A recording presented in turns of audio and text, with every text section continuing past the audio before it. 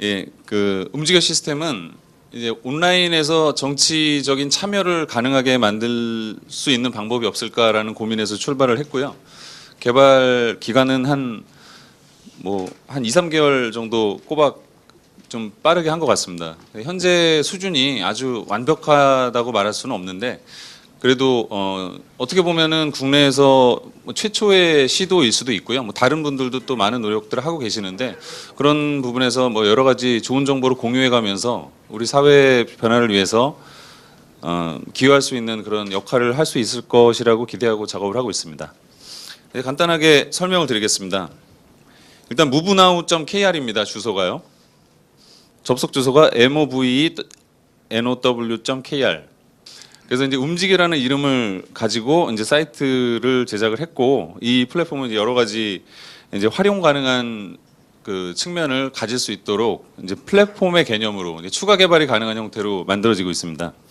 보시다시피 움직여 시스템은요 그 SNS 우리 많이 쓰는 페이스북 모델을 어느 정도 차용해서 만들었습니다. 근데 그게 익숙한 부분이 그 타임라인 형식으로 이제 글이 쭉 흘러가면서 편하게 볼 수 있다는 장점이 있어서 실시간으로 볼 수 있다는 장점이 있어서 차용을 했는데요. 한편으로는 이제 제작하면서 불편한 점도 좀 있더라고요. 그래서 이제 여러 가지 블로그라든지 여러 가지 이제 기능을 좀 조합해서 가장 적절한 형태로 의견을 나누고 모을 수 있는 환경으로 고민을 했습니다.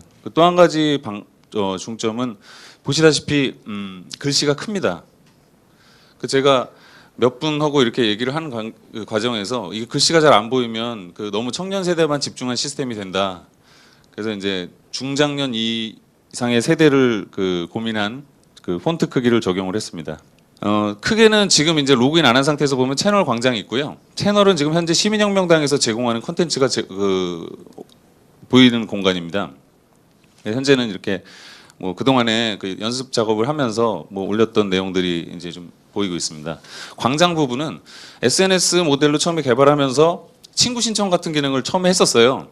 근데 하다 보니까 오히려 그 친구를 맺고 하는 게 너무 폐쇄적이라는 좀 지적도 있고 해서 아예 여기 또 고영국 위원장님이 광장의 변호사라는 별명을 갖고 계신데 광장의 메뉴에서 현재 지금 올라오고 있는 모든 글들을 현재 회원들이 전부 다 같이 볼 수 있는 구조로 만들었습니다. 당연히 컨텐츠 찾기 좀 불편할 것 같아서 검색 기능을 넣고 있고요. 현재는 아직 100% 작동하지는 않습니다. 중요한 기능들에 대해서 이제 하나씩 설명드리겠습니다. 우선 첫 번째는 이제 회원 가입을 해야 사용이 가능합니다. 현재 채널 광장에서 볼 수 있는 콘텐츠는 그냥 보기만 하면 되는 거고요. 이렇게 보시면 됩니다. 글을 보시면은 클릭을 하면은 그 페이스북이나 다른 시스템처럼 들어가서 독립적으로 이제 페이지 볼 수 있고요. 여기서 이제 페이스북, 트위터, 구글 플러스 같이 추가로 이제 외부 SNS에 공유를 할 수 있는 기능이 있습니다. 페이스북은 다른 걸로 공유하는 기능은 없잖아요. 페이스북 내부에서만 공유가 되는 거고요. 그리고 이제 이런 지금 보시는 형태처럼 한 가지 형식으로 전체 인터페이스를 통일했습니다. 그러니까 중간에 이제 토론이라든지 투표 기능이 있는데요. 그 기능을 이 지금 보시는 모양 그대로 거의 적용을 해서 똑같은 인터페이스에서 내용을 보고 활동이나 이런 걸 할 수 있게끔 작업을 했습니다. 회원 가입 메뉴를 누르면 이제 회원 가입 정보가 뜨고요. 최소 정보만 받는 구성으로 해놨습니다. 현재는 사용하실 이름하고 실제 사용하시는 이메일 주소를 넣고 그다음에 이제 패스워드 로그인할 때 사용하는 패스워드 넣고요. 이제 약관 동의 누르고 회원 등록하면은 가입이 됩니다. 그러면 메일을 받게 돼요. 여기 이제 입력하신 이메일로 메일을 받으면 거기 인증 번호가 날아가는데 거기서 클릭을 한번 하면은 인증이 자동으로 돼서 시스템 로그인해서 사용할 수 있게 됩니다. 그래서 실제로 이제 로그인을 제가 해보겠습니다.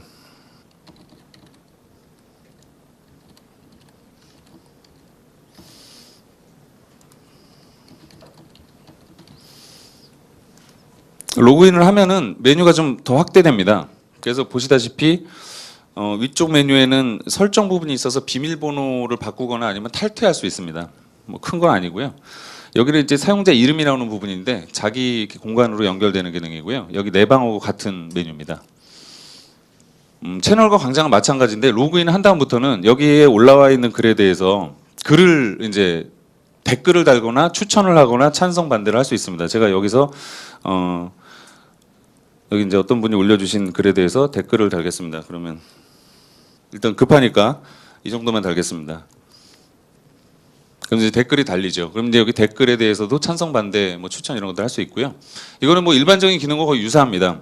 근데 중요한 것은 이제 여기를 통해서 저는 사람들이 그 시민혁명당의 지향과 또는 우리 그 시대의 정치적인 어떤 그 요구 사항에서 제일 중요한 건 소통이라는 생각이 들어요.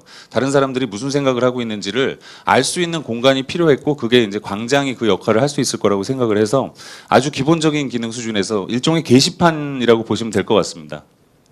그래서 공개적으로 정치 이야기를 할 수 있는 게시판으로 운영된다고 보시면 되고요.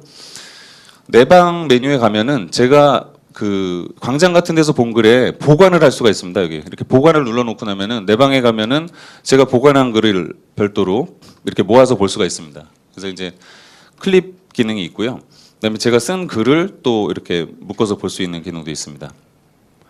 여기서 이제 제일 중요한 거는 쓰기 기능은 이제 여기서 직접 제가 이 글을 쓰고 싶으면 전부 모든 글은 광장에 써집니다. 다른 공간은 없고요. 광장에 써지고요. 제목 내용 입력하고 저장 누르면 글이 써집니다. 이제 의제 부분을 설명드리는 게 제일 중요한 건데요. 의제는 지금 광장에서 이야기되는 것들보다는 조금 이제 다른 성격을 가집니다. 보시다시피 의제의 내용을 등록하는 거는 이제 이 주제에 대해서 토론을 하고 뭔가 우리가 액션을 취하자라는 취지로 이제 의제가 작성이 되고요. 예, 그래서 이제 이런 부분에서 의제가 올라온 부분에 대해서 이제 토론을 할 수가 있습니다. 제가 이제 의제가 이렇게 목록이 쭉 있어요. 그럼 여기서 이제 참가를 눌러야지 의제에 들어가서 그 토론을 할 수 있습니다. 의제 참가를 안 눌러도 들어갈 수는 있습니다. 이렇게 들어가면 그냥 들어갈 수는 있어요. 근데 여기서 이제 글 쓰는 기능이 없어져요. 그래서 참가를 해야 됩니다. 이건 그냥 이제 옵저버 정도 개념이 되고요. 참가를 누르고 나면은 이제 그 참가 버튼은 사라지면서 실제로 해당하는 의제에 들어가서 토론 글을 남길 수가 있습니다. 제가 예를 들면은 여기 이제 노동관계법에 대해서 나온 글이 이렇게 나오면 여기서 이제 글쓰기를 누르고 제가 이 글에 대해서 글을 남기면 해당하는 글에 대해서 그 의제에 대해서 제가 여기 이제 토론의 그 밑에 하위에 글이 달리면서 계속 토론이 되죠. 그럼 이 글도 아까 마찬가지로 밖에서 그 광장에 작성한 글처럼 똑같이 써지고 댓글 달고 추천하고 그런 기능으로 쓰게 됩니다. 근데 이제 여기서 중요한 거는요. 지금 요런 경우에는 이제 특정 이 토론에 참여하고 있는 사람은 투표를 제한할 수 있는 기능이 있습니다. 그래서 투표를 제한하면 현재 이제 제한을 해놓은 상태고요. 투표에 입장을 할 수가 있습니다. 그럼 여기 보시다시피 노동관계법에 대한 대통령 서명운동에 대해서 투표를 해봅시다라는 기능으로 돼서 여기서 이제 보통 투표 형식이 이제 우리가 일반적으로 사용하는 찬반 투표나 아니면 이제 그 선택적으로 이제 항목을 선택하는 투표나 이렇게 할 수 있는데 지금 시스템으로는 찬반에서부터 7개의 항목을 선택할 수 있는 것까지 다양하게 채택을 할 수 있게 해놨습니다. 그래서 제가 이제 여기서 예를 들면은 경제 활성화 법안을 통과시켜주지 않는 국회의 책임 있음으로 오죽하면 서명을 했을까 싶다라고 해서 이제 할 수도 있겠죠.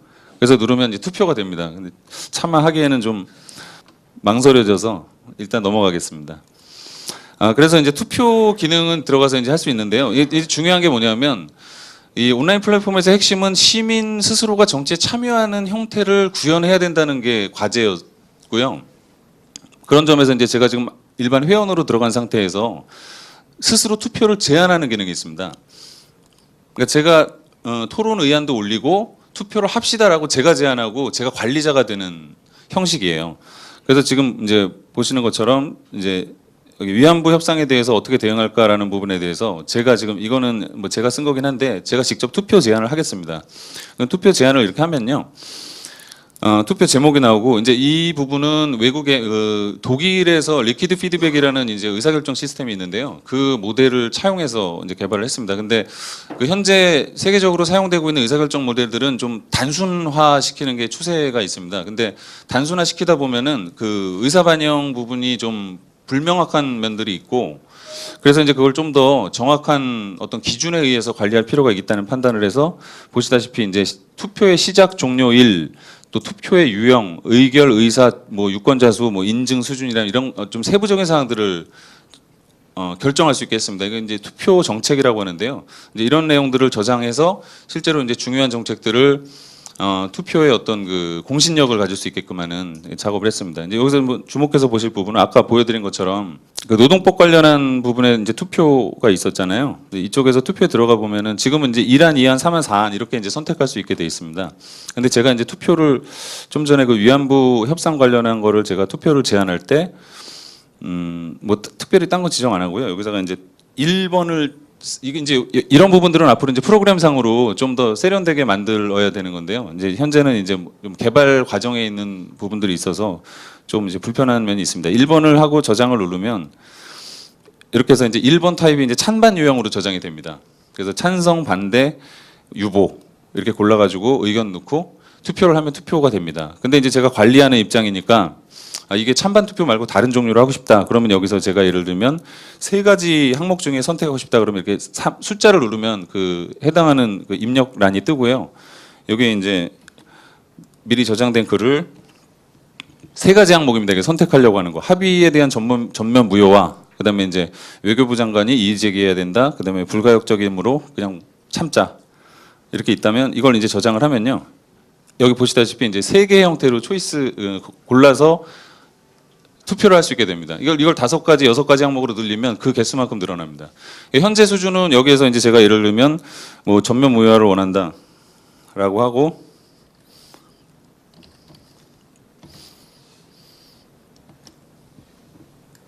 하면 이제 투표가 바로 됩니다. 이 투표 기록들은 나중에 시스템에 남아서 이제 좀 독특한 방식으로 집계가 되는데요. 그 리퀴드 피드백 시스템 안에 있는 그 슐츠 기법이라는 방식이 있습니다. 그래서 우리가 보통 사용하고 있는 일반 그 투표의 집계 방식하고 다르게 그 투표의 전체적인 성향에서의 그 1, 2, 3, 4위 그 순위를 수학적으로 계산해서 그 선호도를 측정하는 방식인데요. 그 시스템을 여기에 적용해서 나중에 그 투표 결과에 대한 리포팅이 가능하게 준비를 하고 있습니다. 그래서 지금 이제 보시는 것처럼 이 투표의 진행을 어떤 식으로 만들어내느냐에 따라서 굉장히 그 기능적으로 여러 가지 차이가 있을 것인데요. 이 플랫폼은 이제 현재 아주 완성됐다고 말씀드릴 수는 없지만 이제 현재 진행 중에 이제 투표가 이렇게 진행되고 있고 이 개별 사항에 대해서 우리가 어떻게 뭐 여러 가지 이제 액션을 취할지 고민할 수 있게끔 하는 그런 환경을 뭐 주는 걸로 봐주시면 될 것 같습니다. 지금 뭐 모바일로도 가능할 거 하는데요. 그 휴대폰에서 movenow.kr 접속하시면요. 여기서 이제 투표를 하실 수 있습니다. 그래서 우선 의제에 들어가시고요. 의제 목록에서 위안부 협상에 대해서 어떻게 대응할까를 누르시고요. 지금 하셔도 돼요. 해보셔도 돼요. 그래서 여기서 이제 직접 한번 해보십시오. 그래서 이제 의제에 들어가서 위안부 협상에 대한 대응을 어떻게 할까라는 토론을 보시고 거기에 투표가 제가 개설을 했으니까 투표에 입장을 하시면요. 여기 투표를 해주시면 됩니다. 그럼 이 중에서 1안, 2안, 3안에 대해서 골라주시면 됩니다. 뭐 실제로 뭐 굉장히 단순하게 만들었고요. 이제 보시다시피 토론 부분이나 투표 부분도 아까 말씀드린 것처럼 완전히 똑같은 인터페이스로 작업을 했습니다. 그래서 화면이 이게 전개되는 양식이 무슨 안쪽에 있는 컨텐츠라든지 이쪽에 이제 투표에 나오는 게시물이 완전히 똑같은 형식이기 때문에 뭐 그 부분을 뭐 염두에 두셔서 쓰시면 될 것 같고요. 이 환경에 맞춰서 앞으로도 이제 추가적으로 여러 가지 기능들을 개발해서 더 좀 시스템 활성화시킬 수 있을 것 같습니다. 투표 진행해 주시면은 또 여기에 대해서 반응은 조금 이따가 뭐 이렇게 화면에서 계속 확인하실 수 있을 것 같습니다. 이제 마지막으로 말씀드리는 것은 이제 이 시스템이 움직여 시스템이 어떻게 보면은 이제 뭐 여러분들이 생각하시는 이제 민주주의의 온라인 민주주의의 문제를 이제 한 가지 방법으로 제기한 것으로 봐주시면 될 것 같고요. 뭐 이런 시도가 뭐 시민혁명당에서 뭐 추진한 움직여 플랫폼 외에도 뭐 여러분들이 하고 계시는 게 있어요. 그래서 그런 그 의지들이 모여서 뭔가 좀 의미 있는 진전이 되면 우리 사회가 뭐 온라인을 기반으로 해서 또는 이제 뭐 세대와 어떤 온오프 공간을 넘어서 좀 올바른 사회로 갈 수 있는 방향이 만들어지지 않을까 싶습니다. 제가 오늘 말씀드린 건 여기로 마치겠습니다. 감사합니다.